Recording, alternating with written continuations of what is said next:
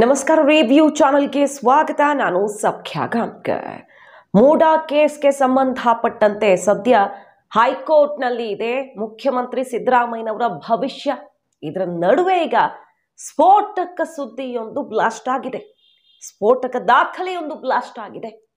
ಹಾಗಾದ್ರೆ ದೂರುದಾರರು ಈಗ ಹೈಕೋರ್ಟ್ ನಲ್ಲಿ ಪ್ರತಿವಾದಿಗಳಾಗಿರುವವರು ಮೂವರು ದೂರುದಾರರು ಯಾರ್ಯಾರಿದ್ದಾರೆ, ಆ ದೂರುದಾರರು ಸ್ಫೋಟಕ ದಾಖಲೆಯೊಂದನ್ನು ಇಟ್ಟಿದ್ದಾರೆ। ಅದು ಕೋರ್ಟ್ನ ಗಮನಕ್ಕೆ ಬಂದಲ್ಲಿ, ಅಂದ್ರೆ ಕೋರ್ಟ್ ಕೊಡ್ತಾರಲ್ಲ, ಸಹಜವಾಗಿ ಈಗ ಟೈಮ್ ಕೇಳಿದ್ದಾರೆ, ಈ ದೂರುದಾರರ ಪರ ವಕೀಲರು ಟೈಮ್ ಕೇಳಿದ್ದಾರೆ। ಯಾಕಂದ್ರೆ ಸಿದ್ದರಾಮಯ್ಯನವರ ಪರ ವಕೀಲರು ಇಟ್ಟಂತಹ ಪಾಯಿಂಟ್ಸ್ಗೆ ಆನ್ಸರ್ ಮಾಡೋದಿಕ್ಕೆ, ಕೆಲವು ದಾಖಲೆಗಳನ್ನು ಒದಗಿಸೋದಿಕ್ಕೆ, ಹಾಗಾಗಿ 29ನೇ ತಾರೀಕು ತನಕ ಹೈಕೋರ್ಟ್ ಟೈಮ್ ಕೊಟ್ಟಿರೋದು। ಹಾಗಾದ್ರೆ 29ನೇ ತಾರೀಕಿನ ವಿಚಾರಣೆಯಲ್ಲಿ ಇಂತಹ ಒಂದಿಷ್ಟು ಸ್ಫೋಟಕ ದಾಖಲೆಗಳನ್ನ ದೂರುದಾರರು ಕೋರ್ಟ್ಗೆ ಕೊಡಲಿದ್ದಾರೆ ಅಂತ ಹೇಳಲಾಗ್ತಿರೋದು। ಏನಿದೆ ಹಾಗಾದ್ರೆ ಆ ಹೊಸ ದಾಖಲೆ, ಔಟ್ ಆಗಿರೋ ದಾಖಲೆಯಲ್ಲಿ ಏನಿದೆ, ಅಂಥದ್ದು ಏನಿದೆ? ಇದ್ರ ನಡುವೆ ಮುಖ್ಯಮಂತ್ರಿ ಕುರ್ಚಿಗೆ ಸಂಬಂಧಪಟ್ಟಂತೆ ದೊಡ್ಡ ಬದಲಾವಣೆಯ ಹಿಂಟ್ ಸಿಗ್ತಿರೋದು ಎಲ್ಲಿಂದ? ಎರಡು ವಿಚಾರಗಳನ್ನು ನಿಮ್ಮ ಮುಂದೆ ಇಡ್ತಾ ಇದೀವಿ, ಮಿಸ್ ಮಾಡ್ತಾರೆ ನಮ್ಮ ಚಾನಲ್ನ ಸಬ್ಸ್ಕ್ರೈಬ್ ಮಾಡಿ, ನಿಮ್ಮ ಅಭಿಪ್ರಾಯ ಕಮೆಂಟ್ ಮಾಡಿ ತಿಳಿಸಿ। ಎಸ್ ವೀಕ್ಷಕರೇ, ರಾಜ್ಯಪಾಲರು ಪ್ರಾಸಿಕ್ಯೂಷನ್ಗೆ ಅನುಮತಿ ಕೊಟ್ಟಿದ್ದು ಸರಿ ಇಲ್ಲ, ಅವರ ವ್ಯಾಪ್ತಿಗೆ ಮೀರಿದ್ದು ಅಂತ ಕಾನೂನು ಹೋರಾಟಕ್ಕೆ ಸಿದ್ದರಾಮಯ್ಯನವರು ಮುಂದಾಗಿದ್ದಾರಲ್ವಾ, ಅದಕ್ಕೆ ಕೇವಿಯಟ್ ಹಾಕೊಂಡಿದ್ರು। ಈ ಕಡೆಯಿಂದನೂ ವಾದ ಆಗ್ತಿದೆ, ಸೊ ವಾದ ಪ್ರತಿವಾದ ನಡೀತಾ ಇದೆ, ಏನೇನು ಬೆಳವಣಿಗೆಗಳಾಗಿವೆ ಗೊತ್ತು ನಮಗೆ। ರಾಜ್ಯಪಾಲರ ವಿರುದ್ಧ ಹೊರಗಡೆನೂ ಪ್ರೊಟೆಸ್ಟ್ ಆಗ್ತಿದೆ, ಆಕ್ರೋಶ ಸ್ಫೋಟವಾಗಿದೆ, ಕೈಪಾಳ್ಯ ಸಿಡಿದೆದ್ದಿದೆ।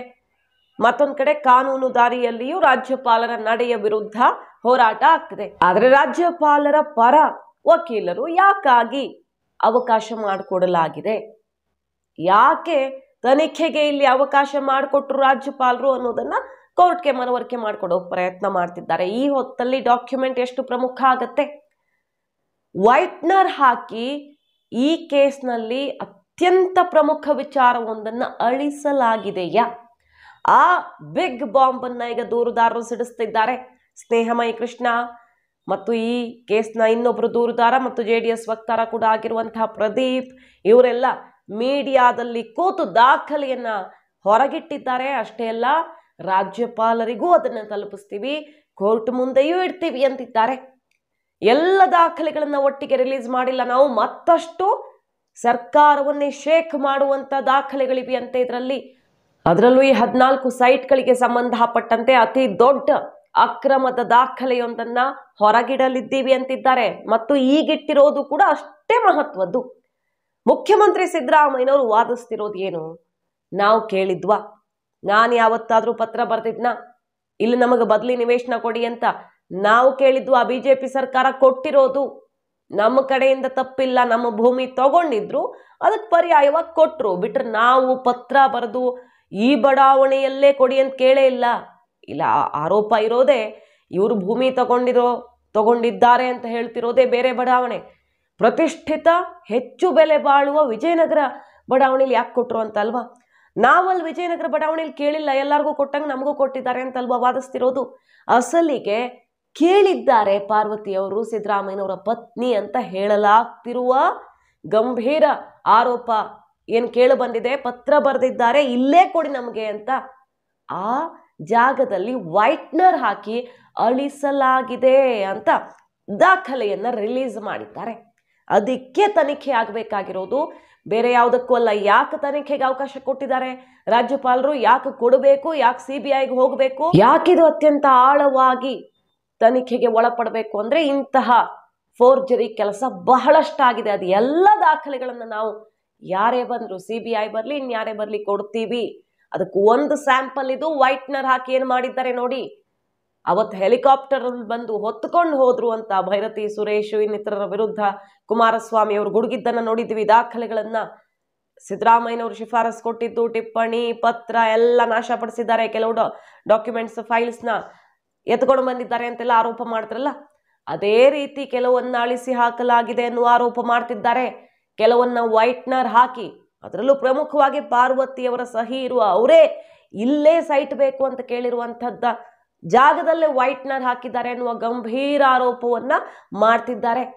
ಮತ್ತು ಇದೆಲ್ಲವನ್ನ ಹೊರಗೆಳೆಯೋದಕ್ಕೆ ಹೊರಟಿದ್ದ DC ತಡ ಮಾಡದೆ ಎತ್ತಂಗಡಿ ಮಾಡಿದ್ ಯಾಕೆ, ಅಲ್ಲೇ ಗೊತ್ತಾಗಲ್ವಾ ಅನ್ನುವ ಸವಾಲನ್ನ ಎಸ್ತಿದ್ದಾರೆ. ಅದಕ್ಕೆ ಬರಬೇಕು ತನಿಖೆ, ಈ ಕಾರಣಕ್ಕಾಗಿ ಅವಕಾಶ ಮಾಡಿಕೊಡ್ಬೇಕು ಅಂತ. ಜೊತೆಗೆ ಇನ್ನೊಂದು ಗಂಭೀರವಾದ ಆರೋಪ ಈ ಕೇಸ್ನಲ್ಲಿ 2013 ಅಫಿಡವಿಟ್ ಅಲ್ಲೇ ಮುಚ್ಚಿಟ್ಟಿದ್ದಾರೆ ಸಿದ್ದರಾಮಯ್ಯನವರು. ಎಲೆಕ್ಷನ್ ಕಮಿಷನ್ಗೆ ಮಾಹಿತಿಯನ್ನ ಒದಗಿಸಿಲ್ಲ ಅನ್ನೋದು, ಇದು ಕೂಡ ಬಹಳ ಸೀರಿಯಸ್ ಆಗುತ್ತೆ.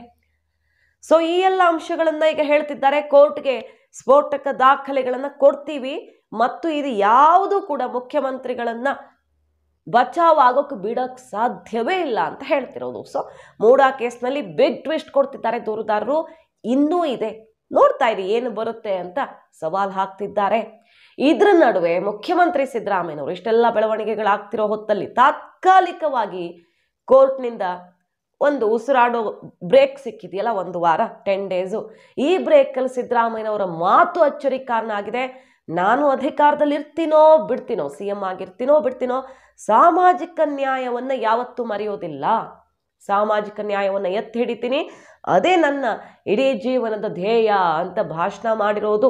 ಅಧಿಕಾರ ಇರ್ಲಿ ಅಧಿಕಾರ ಇಲ್ಲದೆ ಹೋಗ್ಲಿ, ಯಾವತ್ತೂ ಕೂಡ ರಾಜಿ ಆಗಲ್ಲ ಸಾಮಾಜಿಕ ನ್ಯಾಯದಲ್ಲಿ. ಮತ್ತೊಂದ್ ಕಡೆ DK ಶಿವಕುಮಾರ್, ಸತೀಶ್ ಜಾರಕಿಹೊಳಿ ಅವರ ಓಡಾಟ, ಇಬ್ಬರು ಮುಖ ನೋಡ್ಕೊಳ್ಳೋಕು ಹಿಂದೆ ಮುಂದೆ ನೋಡುವಂಥ ಇಬ್ಬರು ಪ್ರಭಾವಿ ನಾಯಕರು ಮೀಟಿಂಗ್ ಮಾಡಿದ್ದಾರೆ. 1 ಗಂಟೆಗಳ ಕಾಲ ಪ್ರತ್ಯೇಕವಾಗಿ ಕ್ಲೋಸ್ ಡೋರ್ ಮೀಟಿಂಗ್ನ ರಹಸ್ಯ ಏನು, ನಾಯಕತ್ವ, ಪರ್ಯಾಯ ನಾಯಕತ್ವ ಅಥವಾ ಬದಲಾವಣೆ, ಇದ್ರ ಬಗ್ಗೆ ಏನು ಚರ್ಚೆ ಆಗಿದೆ. ಸದ್ಯಕ್ಕಂತೂ ರಾಹುಲ್ ಗಾಂಧಿ ಅವರು ಸಿದ್ದರಾಮಯ್ಯನವ್ರನ್ನ ಬಿಟ್ಕೊಡಲ್ಲ, ಅದ್ರಲ್ಲಿ ಡೌಟ್ ಇಲ್ಲ. ಎಲ್ಲಿ ತನಕ ಈ ಕೇಸ್ನಲ್ಲಿ ಸಿದ್ದರಾಮಯ್ಯನವ್ರಿಗೆ ವಾತಾವರಣ ಪೂರಕವಾಗಿರೋ ತನಕ ಕಾನೂನು ಹೋರಾಟ ನಡೀತಿರತ್ತಲ್ಲ, ಅಲ್ಲಿ ತನಕ ಸಿದ್ದರಾಮಯ್ಯನವರೇ CM ಆಗಿರ್ತಾರೆ. ಉಲ್ಟಾ ಹೊಡಿತೋ, ಕೋರ್ಟ್ನಲ್ಲಿಯೂ ಸಿದ್ದರಾಮಯ್ಯನವ್ರಿಗೆ ಹಿನ್ನಡೆಯಾದರೆ ಆಗ ಅನಿವಾರ್ಯವಾಗುತ್ತೆ. ಹಾಗಾಗಿ ಪ್ಲಾನ್ B ರೆಡಿ ಇಟ್ಕೊಳ್ಬೇಕಲ್ಲ. ಖರ್ಗೆ ಅವರನ್ನ ಶಾಸಕರುಗಳು ಮೀಟಿಂಗ್ ಮಾಡ್ತಿರೋದು, ಅಂದರೆ ಪದೇ ಸುಮಾರು ಜನ ಎಲ್ಲ ಹೋಗಿ ಖರ್ಗೆ ಅವರನ್ನ ಮೀಟ್ ಮಾಡ್ತಿರೋದು. ಹಾಗೆ ಪರ್ಯಾಯ ನಾಯಕತ್ವದ ಬಗ್ಗೆ ತಯಾರಿಯನ್ನು ಸದ್ದಿಲ್ಲದೆ ಮಾಡಲಾಗ್ತಿದೆ. ಈಗ ಸಿದ್ದರಾಮಯ್ಯನವ್ರನ್ನ ಕೆಳಗಿಳಿಸೋದಕ್ಕೇನು ರಾಹುಲ್ ಗಾಂಧಿ ಅವರು ಮನಸ್ಸು ಮಾಡ್ತಿಲ್ಲ. ಒಬ್ಬ ಹಿಂದ ನಾಯಕನನ್ನ ಕಳ್ಕೊಳ್ಳೋಕೆ, ಒಬ್ಬ ಬಿಗ್ ಲೀಡರ್ನ, ಮಾಸ್ ಲೀಡರ್ನ ಕಳ್ಕೊಳ್ಳೋಕೆ ಕಾಂಗ್ರೆಸ್ ಹೈಕಮಾಂಡ್ ರೆಡಿ ಇಲ್ಲ. ರಾಹುಲ್ ಗಾಂಧಿ ಅವರು, ಬೇರೆಯವ್ರಿಗೆ ಗೊತ್ತಿಲ್ಲ, ರಾಹುಲ್ ಗಾಂಧಿ ಅವ್ರು ರೆಡಿ ಇಲ್ಲ. ಅದು ಎಷ್ಟು ದೊಡ್ಡ ಲಾಸ್ ಪಕ್ಷಕ್ಕೆ ಅಂತ ಗೊತ್ತಿರೋದ್ರಿಂದ.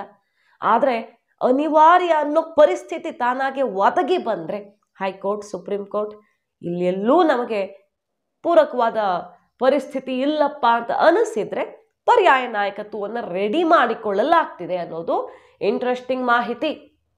ಸೊ ಸತೀಶ್ ಜಾರಕಿಹೊಳಿ ಅವರು ಗಟ್ಟಿಯಾಗಿ ನಿಂತಿದ್ದಾರೆ ಸಿದ್ದರಾಮಯ್ಯನವ್ರ ಬೆನ್ನಿಗೆ. ಈ ಹೊತ್ತಲ್ಲಿ ಡೌಟೇ ಇಲ್ಲ. ನಾಳೆ ಬದಲಾವಣೆಯ ಸಂದರ್ಭ ಬಂದರೆ DK ಬೇಡ, ನನ್ನನ್ನು ಮಾಡಿ ಅಂತ ಖಂಡಿತ ಅವರು ಈಗಲಿಂದಾನೇ ಒಂದು ಪ್ರಯತ್ನ ಶುರು ಮಾಡಿರ್ತಾರೆ. ಅಂಥ ಟೈಮ್ ಬಂದರೆ, ಈಗಲೇ ಅಲ್ಲ, ಸಿದ್ದರಾಮಯ್ಯನವ್ರು ಇರೋ ತನಕ ಅವರೇ ನಮ್ಮ ಗುರುಗಳು, ಬೆನ್ನಿಗೆ ನಿಲ್ತೀವಿ. ಆದರೆ ಟೈಮ್ ಬಂದರೆ ನಮ್ಮನ್ನು ಕನ್ಸಿಡರ್ ಮಾಡಿ ಅಂತ ಓಡಾಟನೂ ಶುರುವಾಗಿದೆ ಅನ್ನುವ ಸುದ್ದಿ. ಯಾಕಂದ್ರೆ ಅಂಥ ಟೈಮ್ ಬಂದರೆ ಸಿದ್ದರಾಮಯ್ಯನವ್ರಿಗೆ ನೀವೇ ಆಯ್ಕೆ ಮಾಡಿ ಅಂತ ಒಂದು ಆಪ್ಷನ್ ಕೊಡಬಹುದೇನೋ ರಾಹುಲ್ ಗಾಂಧಿ ಅವರು. ಆ ಸಂದರ್ಭದಲ್ಲಿ ಸಿದ್ದರಾಮಯ್ಯನವರ ಆಯ್ಕೆ ಸತೀಶ್ ಜಾರಕಿಹೊಳಿ ಅವರೇ ಆಗಿರ್ತಾರೆ ಬಹುತೇಕ ಅನ್ನೋದು ವಿಚಾರ ಅಲ್ವಾ. ಲಾಸ್ಟ್ ಕೆಲವು ದಿನಗಳ ಹಿಂದೆ ಡೆಲ್ಲಿಯಲ್ಲಿ ಕುಮಾರಸ್ವಾಮಿ ಅವ್ರ ಜೊತೆ ಸತೀಶ್ ಜಾರಕಿಹೊಳಿ ಅವರು ಮೀಟಿಂಗ್ ಮಾಡಿದ್ದು ಸಂಚಲನಕ್ಕೆ ಕಾರಣ ಆಗಿತ್ತು. ಏನೋ ಒಂದು ದೊಡ್ಡ ಬದಲಾವಣೆ ಆಗತ್ತಾ ಅನ್ನುವ ಸುದ್ದಿ ಸಿಡೀತು ಡೆಲ್ಲಿಯಿಂದ. ಆದರೆ ಈಗ ಬದಲಾದ ಸನ್ನಿವೇಶದಲ್ಲಿ ಮೂಡ ಉರುಳು ಸುತ್ತಿಕೊಳ್ಳುವ ಲಕ್ಷಣ ಕಂಡು ಬರ್ತಿರೋ ಹೊತ್ತಲ್ಲಿ ಹೊಸ ಲೆಕ್ಕಾಚಾರ ಶುರುವಾಗಿದೆ. ಮತ್ತು ಸಿದ್ದರಾಮಯ್ಯನವರ ಬಾಯಲ್ಲೇ ನಾನು ಮುಖ್ಯಮಂತ್ರಿ ಆಗಿರ್ತೀನೋ ಇಲ್ವೋ ಅನ್ನುವ ಮಾತು ಮೊದಲ ಬಾರಿಗೆ ಬಂದಿದೆ ಅನ್ನೋದು ಮಹತ್ವದಿಲ್ಲಿ. ಮಾಹಿತಿ ನಿಮ್ಗೆ ಇಷ್ಟ ಆಗಿದ್ರೆ ಮಿಸ್ ಮಾಡಿದ್ರೆ ನಮ್ಮ ಚಾನಲ್ನ ಸಬ್ಸ್ಕ್ರೈಬ್ ಮಾಡಿ, ನಿಮ್ಮ ಅಭಿಪ್ರಾಯ ಕಮೆಂಟ್ ಮಾಡಿ ತಿಳಿಸಿ. Thank you.